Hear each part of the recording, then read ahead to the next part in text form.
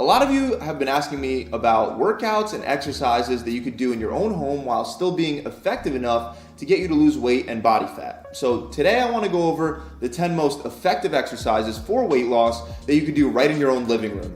The exercises that I go over today require no equipment, and the reason why they're more effective than others is because they're going to work multiple joints and multiple muscle groups at the same time.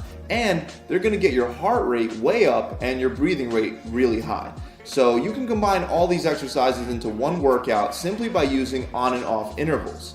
The training style that I recommend for this type of workout is short intervals. 20 seconds on and then 10 seconds off. Then repeat each exercise for 8 rounds before taking a minute break and moving on to the next one.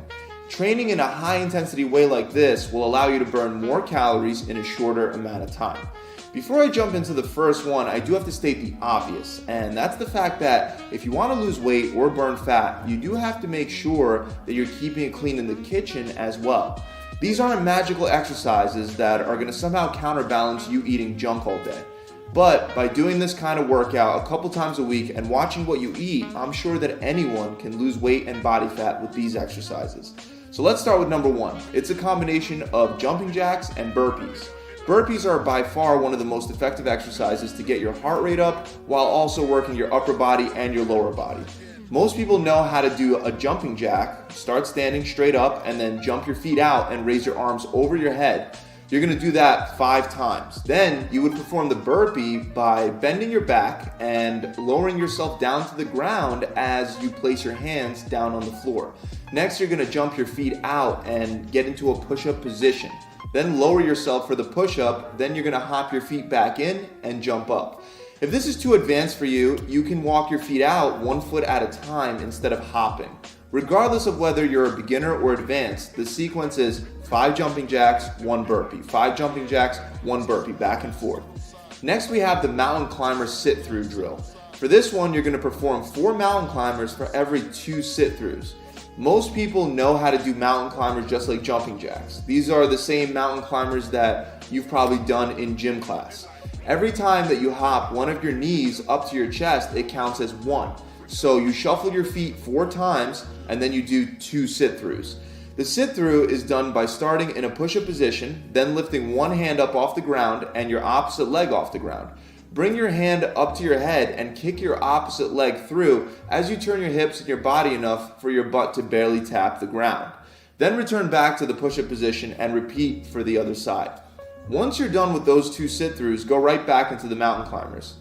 The next one is the plyo step-up. This one not only is great for your footwork, balance, and coordination, but it's also a great exercise to burn a bunch of calories. All you need is a step below your knee level. You can use either a low chair or even the bottom stair ledge at your house. Start with 1 foot on the platform. Put your weight on that foot, and as you jump up, switch your feet. Do this back and forth, repeating for the full time. I know this doesn't sound like much, but like I said, you're going to be breathing pretty heavy after doing this one for 20 seconds straight, and especially after 8 rounds. If you have knee problems and can't jump up and down, you can just alternate stepping up side to side. Moving on to exercise number 4, the Spider-Man push-ups. This one does require a lot of upper body strength, so if you're a beginner, just stick to regular push-ups, or you can also do push-ups on your knees if regular push-ups are too hard. The key with all these exercises is to perform the exercise in the most intense way that you can and then regress as it gets harder. So you can start by doing a couple reps of the Spider-Man push-ups, and then when it gets too hard, you can move to regular push-ups, and finally when you start to fail and give out with those, you can drop to your knees for a few more forced reps. But the Spider-Man push-up is done by simply starting in a push-up position, and then as you come down for the push-up, bring one knee up to your elbow. Then come back up and repeat on the other side, back and forth. For the next exercise, we're bringing back the burpee again, but this time instead of doing jumping jacks, we're combining it with split squat jumps, otherwise known as plyometric lunges. Start standing straight up and jump into a lunge position. When in the lunge position, make sure your front knee is not going over your toes and you want your legs far enough apart to create what looks like a box between your legs. Then you want to jump and switch your front and your back foot. You only do this twice and then you go right into a burpee, which is done the same way as before. Hands on the ground, jump out into a push-up position, push up, and then hop back up. Guys, if this movement is too advanced, don't worry. You can just do 2 alternating lunges instead of jumping and then go down into a walkout burpee. Next we have toe taps, which is another great footwork exercise that'll help you burn a lot of calories. You can use a basketball or any object about as high as a basketball. You can also use the bottom stair ledge like I recommended for the step-ups.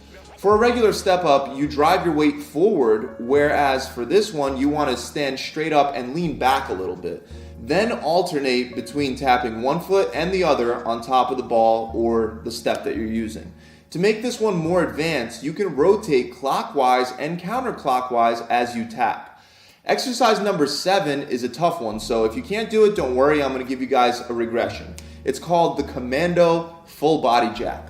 Once again, you're going to start in a push-up position, then you're going to lower yourself down to one elbow and then the other, then alternate and come back up on one hand and the other one, and return to that push-up position. Then finally, from the push-up position, jump your feet and your hands out wide like you're doing a horizontal jumping jack, and then jump them back in. Then repeat the entire movement, going back down to the elbows, then up on the hands, then jump out and then back in. Like I said, this exercise is advanced. If you're a beginner, try to just do the first part of this exercise where you lower yourself down on your elbows and then come back up on your hands. Just remember to alternate sides every rep so you work both sides equally. For the next exercise, we're going to give you a round to recover by working the core with sprinter sit-ups. Start by lying flat on your back and keep your eyes and your chin towards the ceiling. Then crunch up with your elbows bent and bring your opposite leg up as well. This is different from a bicycle sit-up. You're not twisting to bring your elbow and your knee together. Instead, you're going straight up towards the ceiling.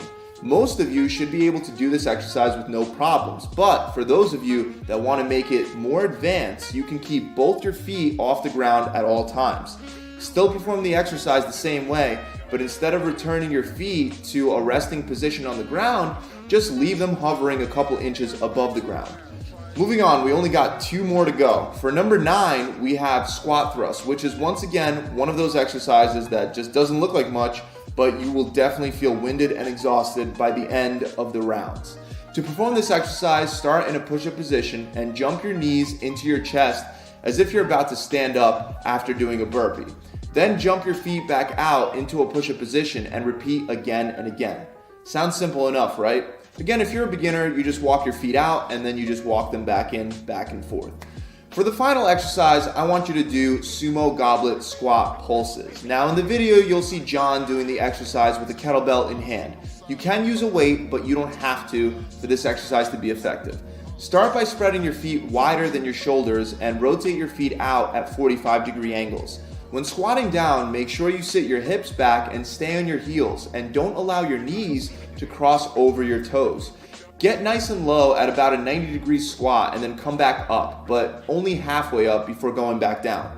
Due to the fact that you never get to fully lock your legs out during the exercise, you'll definitely be feeling a serious burn. Try to push yourself to work through it. Again, if you want to combine all these exercises into one workout, simply do it by using on and off intervals. 20 seconds on and then 10 seconds off, then repeat each exercise for 8 rounds before taking a minute break and moving on to the next. That's it, guys. I really hope this video has helped you out. If you enjoyed it, make sure you subscribe to see more helpful videos and tips just like this one. Also, if you want 6 weeks of free training where on average my clients are losing 20 pounds or 5% body fat